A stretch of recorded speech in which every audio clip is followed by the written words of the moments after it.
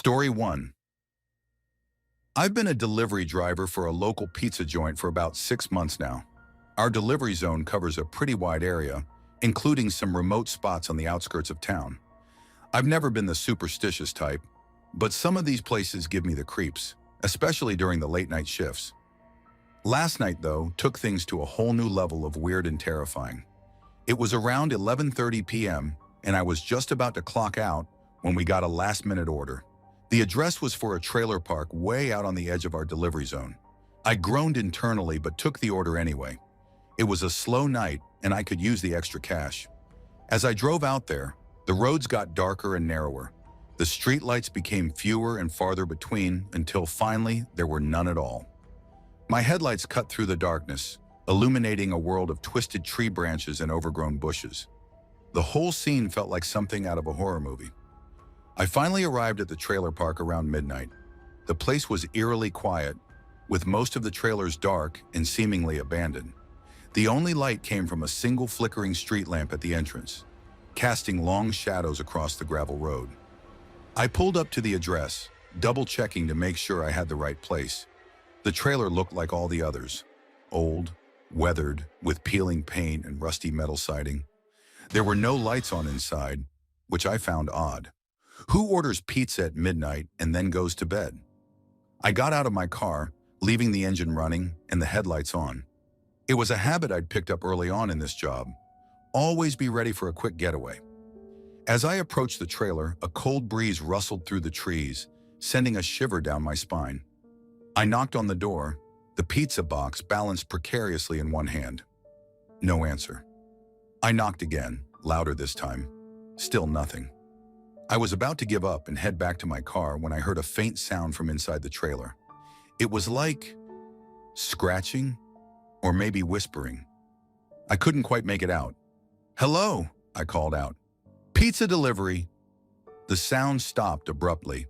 Then after a moment of silence, I heard footsteps approaching the door.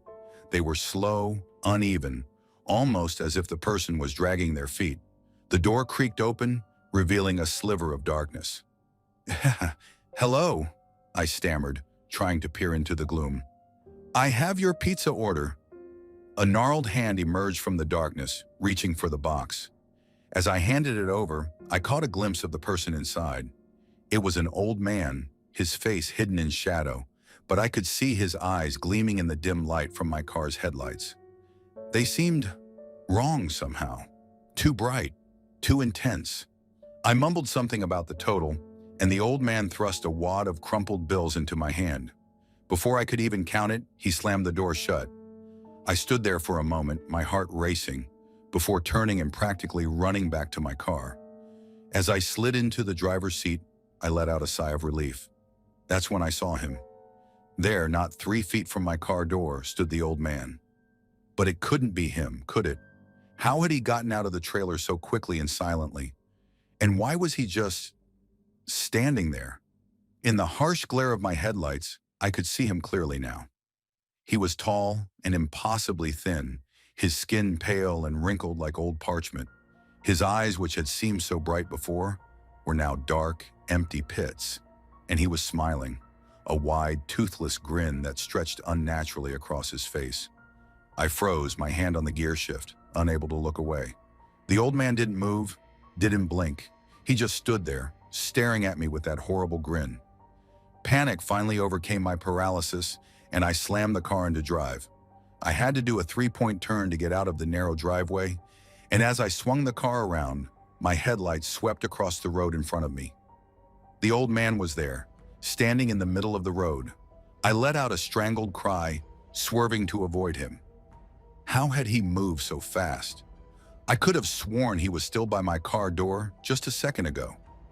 As I sped past him, I caught a glimpse of his face in my rearview mirror. He was no longer smiling.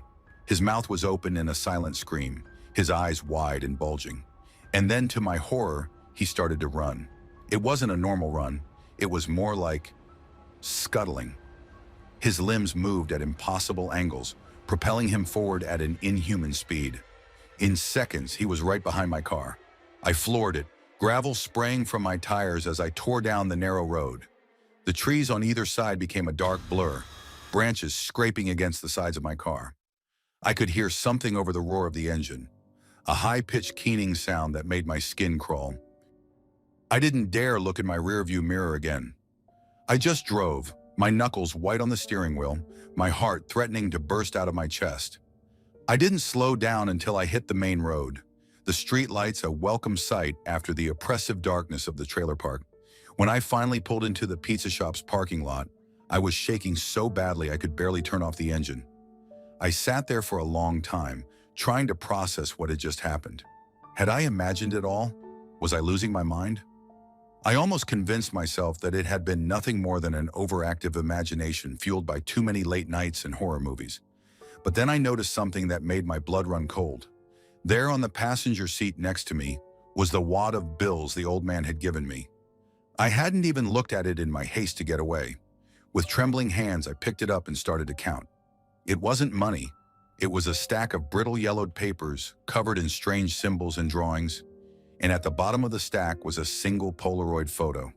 It showed me, sitting in my car, taken from just outside the driver's side window. In the background, barely visible in the shadows, was a tall, skeletal figure with a wide, toothless grin. I quit my job that night. I don't care if I never deliver another pizza in my life, but I can't shake the feeling that it's not over. I don't know what that thing in the trailer park was or what it wanted from me, but I do know one thing: I'll never make another late-night delivery again. Some roads are better left untraveled, some doors better left unopened, and some customers, they're better left unserved. Story 2. It was during my sophomore year of college back in 2008. I was attending school about 2 hours away from my hometown, and I often made the drive back on weekends to visit family and friends. This particular night was a Friday in late October. I had just finished my last midterm and was looking forward to a relaxing weekend at home. I left campus around 10 p.m., figuring I'd avoid the usual Friday night traffic. The night was clear but moonless, leaving the highway shrouded in darkness except for the glow of headlights and the occasional street lamp. I'd made this drive countless times before, so I settled into a comfortable rhythm, my old Honda Civic humming along as I lost myself in thoughts of home-cooked meals and catching up with high school friends. About 30 minutes into the drive, I noticed a pair of round headlights in my rearview mirror. They were distinctive, not the usual oval shape you see on most cars, but perfect circles that reminded me of owl eyes. At first, I didn't think much of it. It was a truck, probably heading the same way I was. No big deal. I focused on the road ahead, occasionally glancing in my mirror to check my surroundings. The truck maintained a consistent distance behind me, not too close, but always there. An hour passed, and I realized the truck was still behind me. We'd gone through 2 highway changes, and it had followed my route exactly. A faint sense of unease began to creep over me. I tried to rationalize it. Maybe they were heading to the same area I was. It's a common route after all. But as the minutes ticked by, that nagging feeling grew stronger. I started paying more attention to the truck, trying to make out any details in the darkness. It was large, possibly a pickup or an SUV, but beyond that and those eerie round headlights, I couldn't discern much. At the halfway point of my journey, I decided to test my theory. There was a rest stop coming up, so I signaled and pulled off the highway. The truck followed. My heart rate picked up as I watched it pull into the parking lot behind me. I didn't get out of my car, just sat there, engine idling, waiting to see what would happen. The truck parked a few spaces away, its headlights still blazing. I couldn't see the driver, but I felt exposed, like a bug under a microscope. After what felt like an eternity but was probably only a few minutes, I pulled out of the rest stop and back onto the highway. The truck followed. Now I was certain this wasn't a coincidence. Someone was following me. But why? My mind raced with possibilities, each more terrifying than the last. Was it a serial killer, a human trafficker, or just some sick person who got their kicks from scaring lone drivers on dark highways? I tried to stay calm, reminding myself that I was on a public highway. If anything happened, surely someone would notice. But as the miles stretched on and the truck remained a constant presence in my rearview mirror, that reassurance felt increasingly hollow. I considered calling the police, but what would I tell them? That a truck had been following me for over an hour? It sounded ridiculous, even to me. And what if I was wrong? What if it really was just someone heading in the same direction? As I approached my exit, a plan began to form in my mind. There was a 24-hour McDonald's just off the highway near my neighborhood. If the truck was really following me, I'd know for sure if it followed me there. I took the exit, my hands gripping the steering wheel so tightly my knuckles were white. The truck exited too. My heart was pounding so hard I could feel it in my throat. I turned into the McDonald's parking lot, heading for the drive-thru. The truck followed me into the lot, but when it realized I was pulling into the drive-thru lane, it suddenly made a U-turn and sped off into the night. I sat there in the drive-thru line, shaking, trying to process what had just happened. When I finally pulled up to the speaker to order, the employee's cheerful, "Welcome to McDonald's, can I take your order?" nearly made me jump out of my skin. I managed to stammer out an order for a large coffee, needing something, anything, to calm my nerves. As I waited in line, my eyes constantly scanned the parking lot and the street beyond, half expecting to see those round headlights reappear at any moment. But the truck was gone. I got my coffee and sat in the parking lot for a while, sipping the scalding liquid and trying to gather my thoughts. Should I call the police now? Would they even believe me? And what if the truck was still out there, waiting for me to leave? After about 20 minutes, I decided I had to go home. I couldn't sit in a McDonald's parking lot all night. The drive to my house was only about 5 minutes, but it felt like the longest 5 minutes of my life. Every set of headlights I saw made my heart race. Every turn I took, I half expected to see the truck waiting for me. When I finally pulled into my driveway, I let out a breath I didn't realize I'd been holding. I rushed inside, locked the door behind me, and collapsed on the couch, still trembling. I didn't tell my parents what had happened. What could I say? Hey, I think I was followed home by a mysterious truck with creepy headlights. It sounded absurd. Instead, I spent the weekend looking over my shoulder, jumping at every unexpected sound, and avoiding driving at night. When I returned to campus on Sunday, I took a different route, constantly checking my mirrors for any sign of those round headlights. But the truck never reappeared. I never found out who was driving that truck or why they followed me for so long. Were they planning something sinister? Was it just a cruel prank? So if you're ever driving late at night and you notice a vehicle following you for an unusually long time, don't ignore that gut feeling. Stay alert, stay safe. Story 3. I've been a long-haul trucker for the better part of 4 decades, and I've seen my fair share of strange things on the road. But there's one night that stands out from all the rest. It was the summer of '85, and I was in my early 30s. I'd been driving for about 10 years at that point, and I thought I'd seen it all. I was wrong. I'd picked up a load in Memphis, heading for a small town in upstate New York. It was a long haul, and I was pushing hard to make good time. By the time I hit the Appalachians, it was well past midnight. The moon was full, casting an eerie silver light over the landscape as I navigated the twisting mountain roads. Around 2 a.m., I found myself on a narrow country road that snaked through the hills like a black ribbon. It was barely wide enough for my rig, with dense forest pressing in on one side and a steep drop-off on the other. There were no guardrails, no streetlights, nothing but my headlights cutting through the darkness and the occasional glint of eyes in the underbrush. I should have been taking it slow, but I was behind schedule and feeling the pressure. The cab of my truck was a cocoon of familiar sounds.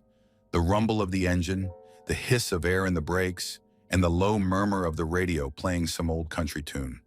I was tired, my eyes heavy with the kind of bone-deep exhaustion that only comes from hours behind the wheel. As I rounded yet another hairpin turn, the trees on my right gave way to an expansive view of a valley below. A lake shimmered in the moonlight, its surface as still as a mirror. For a moment, I was struck by the beauty of it all.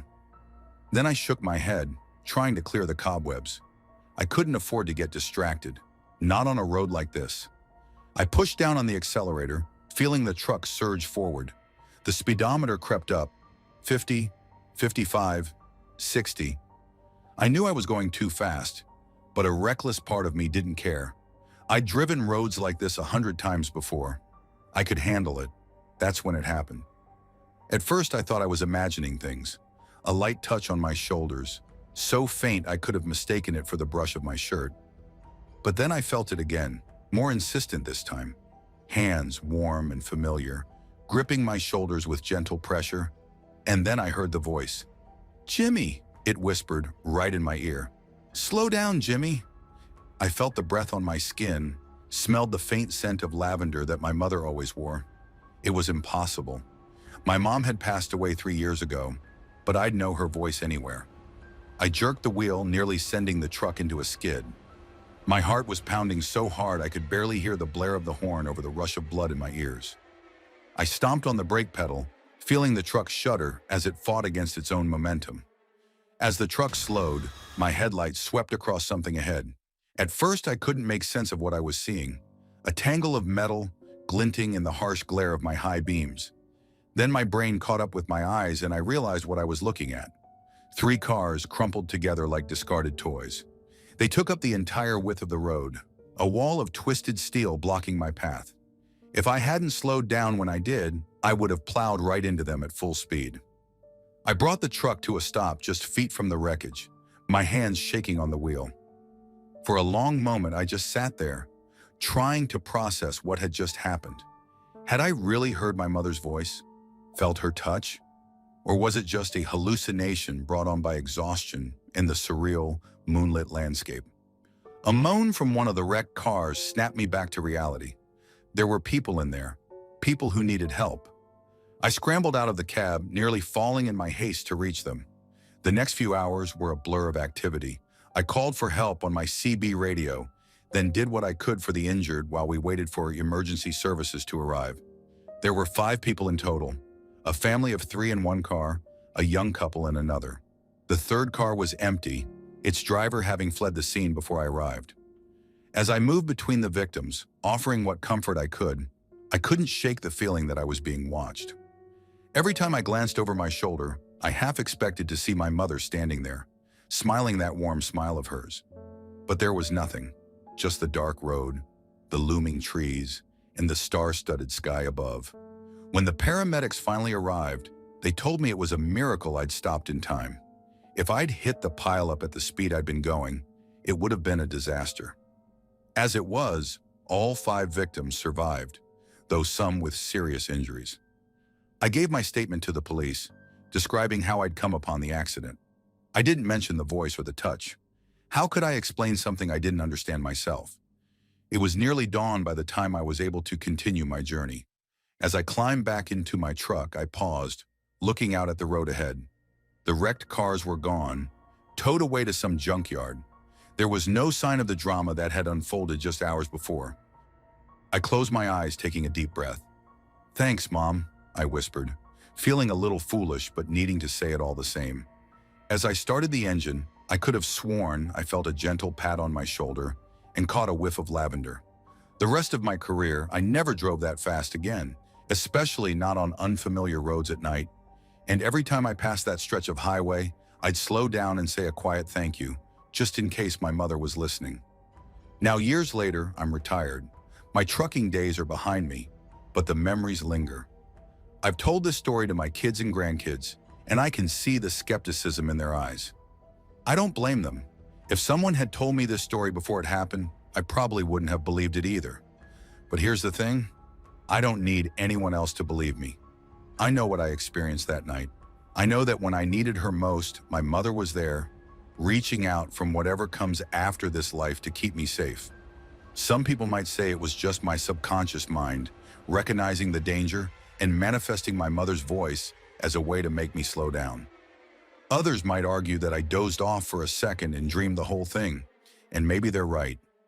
Maybe there's a perfectly logical explanation for what happened, but I prefer to believe in the inexplicable.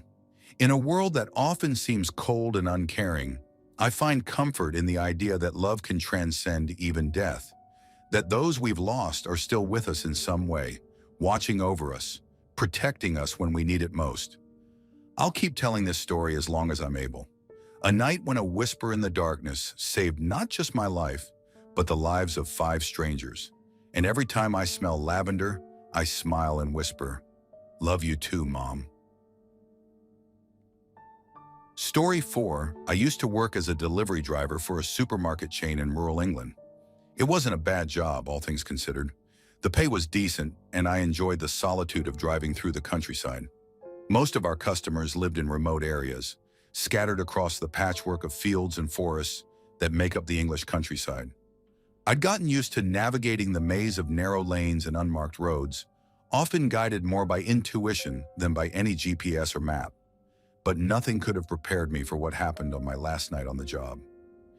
It was a Tuesday in late October. The days were getting shorter, and there was a chill in the air that hinted at the coming winter. I'd been on shift since 2 p.m., and I was supposed to finish at 10. By 9:45, I was on my last delivery of the night, heading to a new customer I'd never been to before. The address was vague, just a house name and a postcode that covered a vast area of farmland and woods. I'd been driving for nearly 30 minutes, my headlights cutting through the darkness as I navigated increasingly narrow and overgrown lanes. The trees on either side of the road seemed to lean in, their branches scraping against the sides of my van like skeletal fingers. By 10:15, I still hadn't found the house. I was well past my shift end, and the darkness seemed to press in on all sides. My phone had lost signal long ago, and the sat-nav was useless out here. I was about to give up and head back when I spotted what looked like a driveway leading off into the woods. I turned down the narrow track, branches whipping against the windscreen. The path wound deeper into the forest, the trees growing denser with each passing moment. Just as I was starting to think I'd made a mistake, the woods opened up into a small clearing, and there, barely visible in the gloom, stood a dilapidated old farmhouse. It looked abandoned. Paint peeled from the weathered clapboards and several windows were boarded up. There were no lights on, no sign of life. But this had to be the place. There was nothing else for miles around. I parked the van and got out, grabbing the delivery crate from the back. The night was eerily silent. No wind rustled the leaves, no animals called in the distance. Just a heavy, oppressive silence that seemed to swallow up even the sound of my footsteps.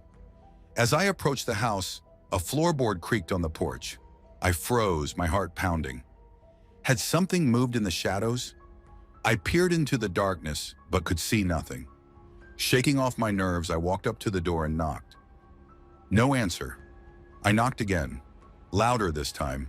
Still nothing.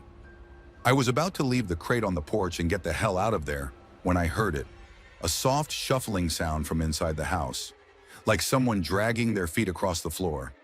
"Hello," I called out, my voice sounding unnaturally loud in the stillness.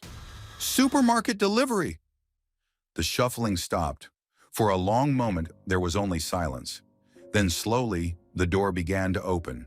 It creaked on its hinges, revealing a slice of impenetrable darkness beyond. I couldn't see anyone, but I could feel a presence there, just out of sight. "I've got your delivery here," I said, trying to keep my voice steady. "If you could just sign for it." A hand emerged from the darkness. It was pale and thin, with long, bony fingers that looked more like talons than human digits. I couldn't see the rest of the person, just that hand, floating in the blackness of the doorway. With trembling fingers, I held out the signature pad. The hand took it, and I heard the scratch of pen on paper. When the pad was returned to me, I glanced down at the signature. It wasn't a name, just a series of strange, spidery symbols that I'd never seen before. Before I could say anything, the hand retreated and the door slammed shut with a force that shook the entire porch. I stumbled backward, nearly dropping the crate. For a moment, I just stood there, my heart racing, trying to process what had just happened. That's when I heard it, a soft thud against the side of my van. I spun around, peering into the darkness. The van stood where I'd left it, a pale shape in the gloom. As I watched, something dark detached itself from the shadows of the trees and flew at the van, striking it with another dull thud. I didn't wait to see what it was. I dropped the crate and ran, fumbling for my keys as I sprinted towards the van. Another thud, louder this time, and I saw a dent appear in the van's side panel. I reached the driver's side door and yanked it open, practically diving inside. As I slammed the door shut, something hit the window with such force that I was sure the glass would shatter. But it held, and I jammed the key into the ignition, my hands shaking so badly I could barely turn it. The engine roared to life, and I threw the van into reverse, tires spinning on the loose gravel. As I backed up, my headlights swept across the front of the house. For a split second, I saw a figure standing on the porch, tall and impossibly thin, with limbs that seemed too long for its body. Its face was hidden in shadow, but I could feel its eyes on me, watching. I hit the main road and floored it, not caring about speed limits or the dangerous curves. All I wanted was to put as much distance between me and that house as possible. The thuds continued, growing louder and more frequent. Whatever was out there, it was following me, keeping pace with the van even as I pushed it to its limits. I don't know how long I drove. It felt like hours, but it could have been minutes. Eventually, the thuds stopped, and I found myself back on familiar roads. When I finally pulled into the supermarket parking lot, I was drenched in sweat and shaking uncontrollably. I stumbled into the manager's office and told him I couldn't find the address. It wasn't entirely a lie. I still don't know where exactly that house was, and I hope I never find out. I quit on the spot, ignoring my manager's protests and questions about the dents in the van. That was 3 months ago. I've got a new job now, one that doesn't involve any driving or deliveries. But I can't shake the memory of that night. Sometimes when I'm lying in bed, I hear a soft thud against the wall of my apartment, and in my dreams I see that thin, shadowy figure standing on a dark porch, waiting. I still get deliveries to my apartment, but now whenever I hear a knock at the door, I hesitate before answering, because part of me is afraid that when I open it, I'll see a pale, skeletal hand emerging from the darkness, holding out a signature pad covered in strange, spidery symbols. And this time, there'll be nowhere left to run. Thanks for watching. Don't leave before leaving a like to this video. Also hit the subscribe button to support my work. And as always, have a horrific nightmare, my dear.